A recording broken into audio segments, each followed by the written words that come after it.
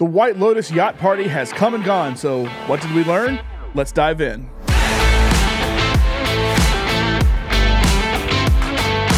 Hey everyone, John Lunsford here, and we are officially halfway through Season 3 of The White Lotus. Episode 4 saw the yacht party that was set up in Episode 3 and moved things along pretty quickly. So let's take a look at the various storylines as we try to figure out who is going to ultimately die at the end of this season. So the episode actually starts with Jaclyn trying to get in touch with her husband. It's kind of surprising how much all these characters are calling back home like it's normal. Thailand is 11 hours ahead from Eastern time, so it really is night and day when a call is made to the United States. There clearly seems to be something up between Jaclyn and her husband, and at breakfast, Kate, and Laurie decide to skip their yoga lesson for the day and say, hey, we need to go out and have some fun. So they ask Valentin, their wellness coordinator, to send them to a resort nearby that has a pool. Well, turns out it's all elderly people. So I don't know, maybe he was trying to say something. But they come back, they tell him, hey, we want to have some real fun, and they force him to come with them as they go downtown. They then get attacked by kids with water guns, and they meet up with Valentin and his friends afterward. In the look ahead for episode 5, it seems like they're finally going to get to a party that they want, but maybe a little wilder than they actually expected. I'm still not totally sure about their storyline. It has some weird plot points to it, and it's so very separated from everything else. And I know everybody doesn't have to be involved in the killing at the end, but at least the rest of the people have, had some kind of interaction this season. The only interaction these three girls have had with anybody else was that one awkward exchange we had between Kate and Victoria, which may still come back into play, but we'll see. Meanwhile, the Ratliffs, along with Rick and Chelsea, board Greg's yacht and set sail with some other interesting couples that are similar to Greg and Rick, some older men with much younger girlfriends. But Saxon decides to use this to his advantage and convinces Jaclyn to stick with them as they hit on the girls.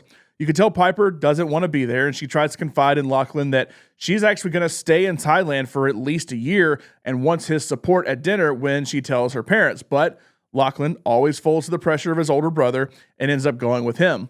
The parents aren't really having any fun either. Timothy is now trying to drown his sorrows in alcohol and lorazepam, while Victoria is wondering who's taking all the medicine from her. It's really not hard to tell with the way Timothy's all of a sudden acting that it's him, because he's kind of in this drugged out stupor the entire time, but Victoria seems kind of aloof in a lot of ways and can't really tell it's him. When the yacht returns, Saxon decides he wants to stay and party and convinces Jaclyn to stay with him, so Piper is now alone at dinner. Timothy gets up during that dinner and goes to retrieve his phone from the bag. You can tell he wants to try to get in touch with somebody and realizes everybody's trying to get in touch with him.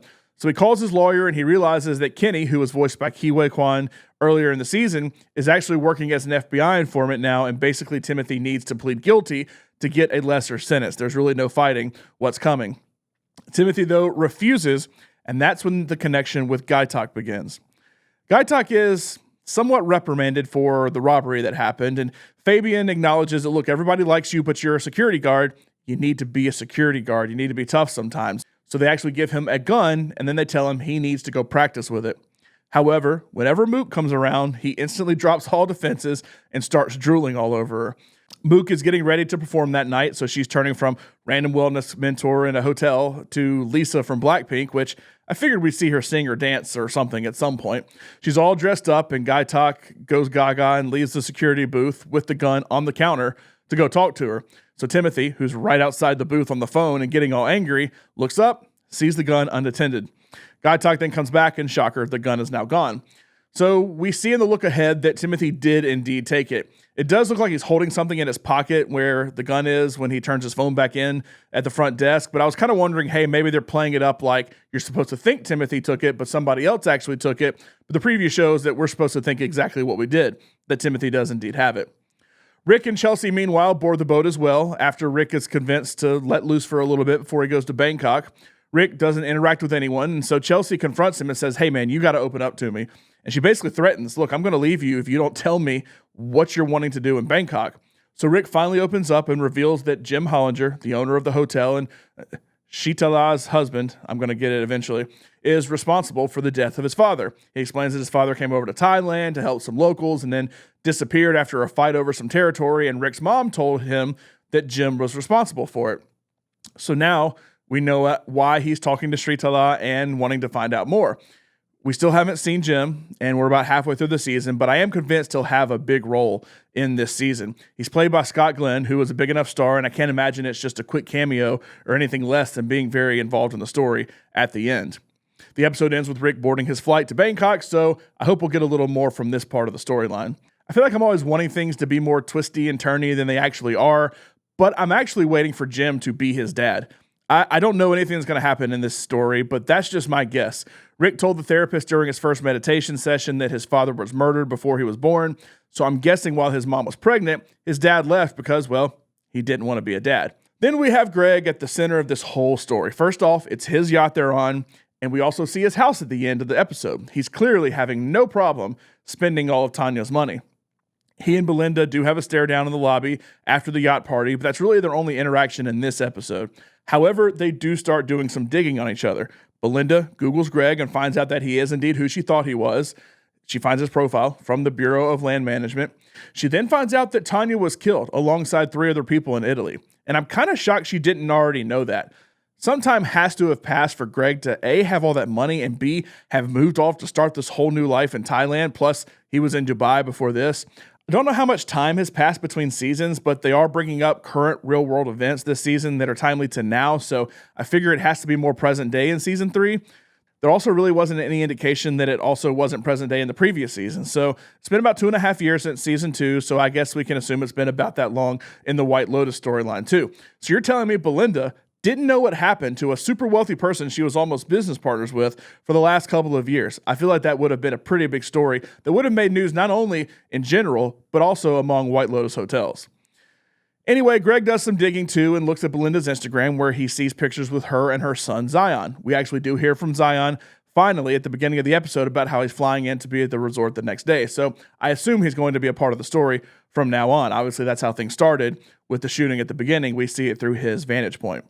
The next episode very much seems like a continuation of the events of this one, and I know that sounds stupid, but I mean, as far as they're not jumping ahead a day, instead it's going to be the nighttime activities, continuing this specific part of the story as the same day from episode 4. We still see the girls out partying, and it looks like Jaclyn is ready to cheat on her husband almost. Piper is still talking to her parents at dinner. We see Lachlan, not Saxon, interestingly enough, talking to Chloe on the beach, and then Gaitok confronts Timothy, who we see definitely has the gun. I'm still on the side of Gaitok and Jim are key to the shootout at the end. Gaitok is clearly a nice guy who's being looked down on by his coworkers and by Hollinger's security detail. He's ripe for a massive snap and shooting somebody. The question is, who gets caught up in it? Timothy clearly has motive to either A, shoot himself with the gun he took, or B, snap as well and take more people out. Since the show has been renewed for a 4th season, I feel like you also have to keep the Tanya storyline going. So what is the end result for Greg and Belinda? They are the 2 that have any tie back to Tanya right now. I guess you could bring her assistant back in future seasons, but if I'm Greg and I get out of this season, I don't think I would ever visit a White Lotus again, just to be safe. The storylines I'm most interested in right now to play out in order are, number 1, Greg and Belinda. What happens with that? That's still the Tanya storyline that's been over all 3 seasons so far. Number 2, Timothy and the Ratliffs, and I'm still waiting for Saxon to figure out something about his dad. He may not have his phone, but maybe he's with Chloe and her friends and they have their phone, and there's a story about the dad that has now hit headlines somewhere on some big site on the internet. Number 3, I'm interested in seeing Gaitok's story still, and I feel like Mook still has a bigger role to play in his story. Number 4, Rick and the Hollingers. I still think maybe Jim is Rick's dad, but what exactly plays out with Rick's storyline? And then 5, Jaclyn, Kate, and Laurie. I just cannot get in their storyline, but I'm waiting for something to happen to make me very interested in it. So who do you think dies in the end? And who do you think does the killing? What will happen with Greg, and how will what looks like a wild night end for everyone? Let me know in the comments what you think will happen now that we're at the halfway point, and make sure to like this video and subscribe for more White Lotus recaps, movie reviews, entertainment news, and more.